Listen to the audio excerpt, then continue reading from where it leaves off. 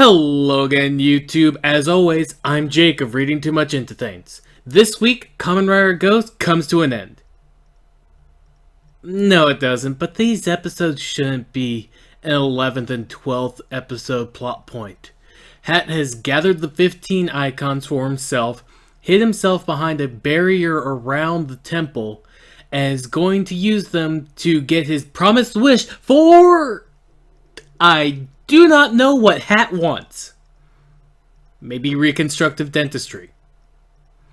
Well, we'll find out why he's been after the icons here in episode 11. Shogun. Shinpi no Me. Roughly translated as Majesty. The Mysterious Eye. Our episode begins where it left off. The barrier being raised, and our heroes outside of it. Spectre does not take the situation at all well.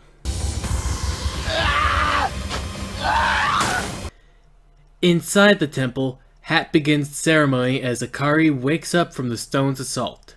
As the icons react to the ceremony, Hat wishes for power to rule over all. But Sage, much like myself, is left unimpressed, before Hat is painfully turned into dust and pulled into the monolith. You know, with the outfit and the magic object of importance, I half expected him to melt, truth be told. But turning into dust is fine too. Sage explains to the room at large that despite having the icons, if you don't have the belt, you're not getting anything. He says this as a large symbol forms from the icons and lifts up, leaving the room. Also, Akari has a limp now. This is important enough for the show to draw attention to it. Oh, and the symbol breaks apart the barrier. So, to recap, whereas episode 10 ended with Mystery Hat seemingly having won, heroes at their lowest point, he had all the icons and locked himself behind a barrier. He is now, I'm pretty sure, dead, and the barrier has been dispelled. I would complain about how little we learned about him despite him seeming to be an important villain, but since they got rid of him, I don't think I'm supposed to care. Seeing the symbol, Javert tries to capture it, and the likely icons within via Daijob's plan of spreading Ganma marks across Japan. Up at the temple, Takeru's belt begins to shine before he is pulled up into the sky. As he's pulled into the symbol, the eye at the center closes. I'm sure Spectre is taking this well.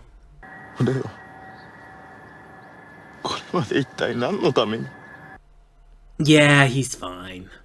Back with Javert, he launches a group of skull spy worms out of the nearest Ganmo mark, which honestly seems to catch Prince Daijob by surprise. Inside the giant eye-created symbol, Takeru is confronted by a mysterious voice. When asked what his wish is, Takeru hesitates, recalling the conflict between coming back himself and saving Kanon. Back outside, Javert commands the Skyworms to take the icons, and they are knocked back by the mystic symbol, to Javert's shock. However, the eye finally opens, revealing Takeru Christ as he floats down with Kanon in his arms. Spectre arrives just in time for Kanon, amazed, to wake up, though this does leave me wondering if they were pulled in 10 years ago. When did she become an icon, and when did their 99 days start? Or were they running on Takeru's clock as well? Or does it even matter? While everyone is yucking it up, Sage notices the symbol in the sky is going crazy before spitting out the icons. The group running out to grab as many as they can, as well as Javert and his Skyworms.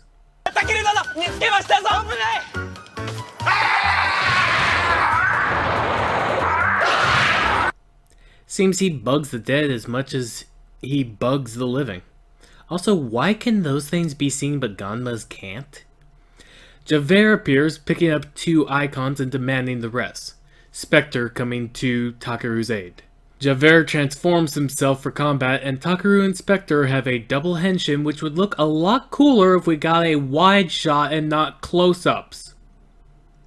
However, if you remember how episode 10 ended, yeah, they're not faring much better than then. However, during the fight, Onari is able to grab the Benkei icon. Freeze! Despite that and the Robin Hood icon, which Takaru was just using, I'm pretty sure our icons Javert grabbed. And we never saw a shot of them being knocked out of him. I mean, look, it's a green icon and a white icon. So yeah, now that they have teamwork and the bruiser power of Benkei, Takaru and Spectre are able to take Javert on, despite him wiping the floor with them without even trying the last time. And after they put him on the ropes, they transform back to their proven to be weaker base forms for a double rider kick finish, which is blocked by one of his skyworms. Before the fight can continue, Daijob reveals himself to Takaru and calls Javert back for a stern talking to. When they try to follow, they are attacked by the skyworms. Takaru and Spectre charge at them on their bikes, with Takaru calling out his Iguana Ghost Ship add-on. However, in the middle of the fight, Takaru is knocked off his living bike monster and grabbed by the tail hand of the skyworm.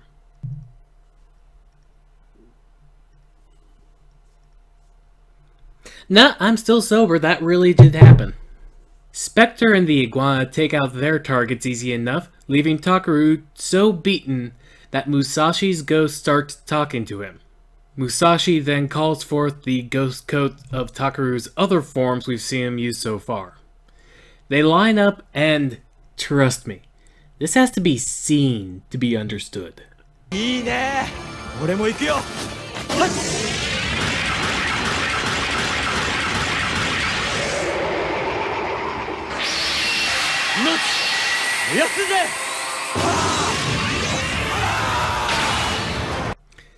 I don't give this show much, but that was cool.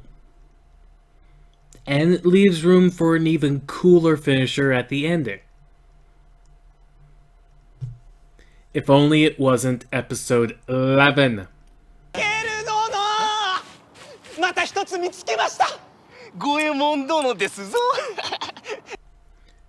How do you know that?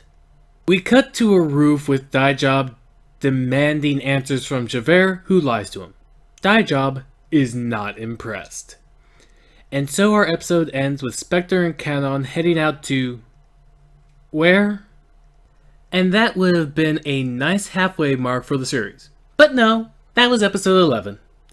And so, we look to Takaru's clock, now at 21 days left, as we enter episode 12. Sozetsu, Otoko no Kagugo, or Grand, a man's resolution. We open with Akari explaining what she saw last episode to Inari. And thankfully, Akari points out that they likely just have to regather the remaining icons. Heck, now they don't even need to look for the artifacts. They're just the eyes we saw when Onari was finding the Goemon icon. And just to make group morale worse, Sage seems to have disappeared even from his corner in the temple office. And so the hunt for the 4 remaining icons, or any clues from the monolith, begins, complete with a montage of days being marked off the calendar. But seemingly no luck. Off at a hospital, we see Spectre checking up on Kamen, who's recovering from no longer being dead. We crossfade from that to Spectre looking over the bay, and approached by Prince Daijob, laying it out that Spectre is now considered a traitor, and next they meet, they'll be enemies. Again, Daijob blames Takaru for him changing. Javert thinks Daijob's being too lenient, but is reminded he's not off the hook either, and is told to hand over the icons he took last episode. Which again, look exactly like the Robin Hood and Benkei icon to me. With 2 of the missing 4 icons, Daijob leaves to speak with his brother.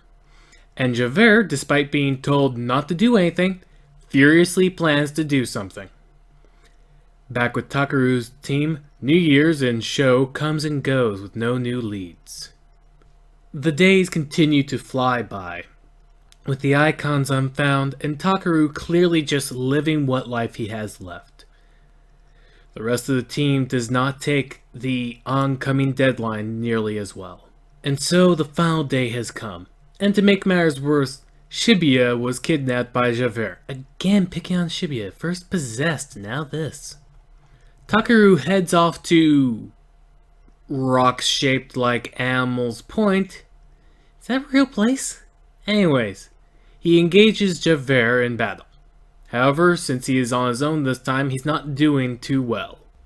Thankfully, Spectre jumps into the fight, this time for Takeru's sake and not against him. However, before Takeru can join, his form starts to break apart and his armor disappearing, likely a sign of his time coming to an end.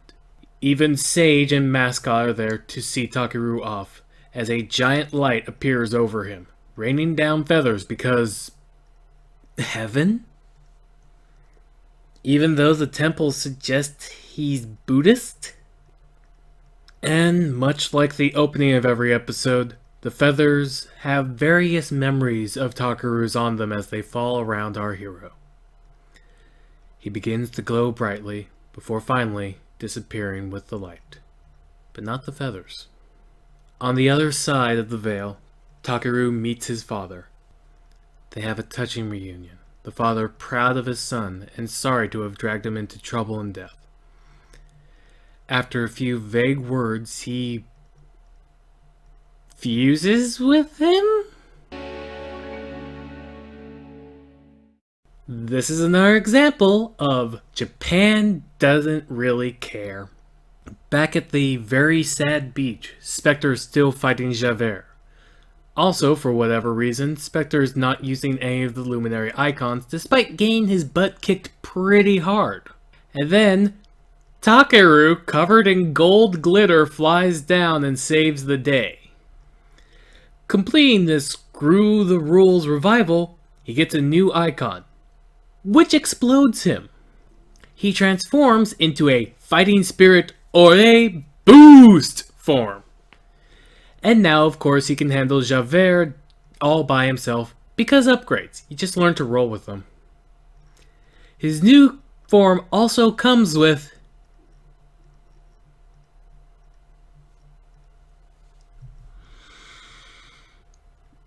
you get it?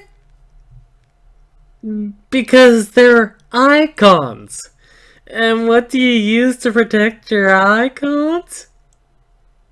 Sunglasses! You know, with the more extreme dark red theme to his outfit, it almost gives him an evil character aura. With his new boost form, he launches a rider kick and destroys Javert.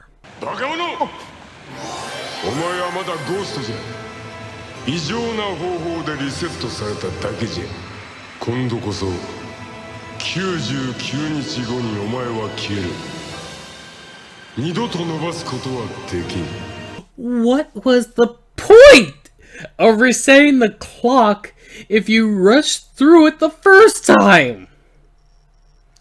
And so our episode ends. It just does. It does end.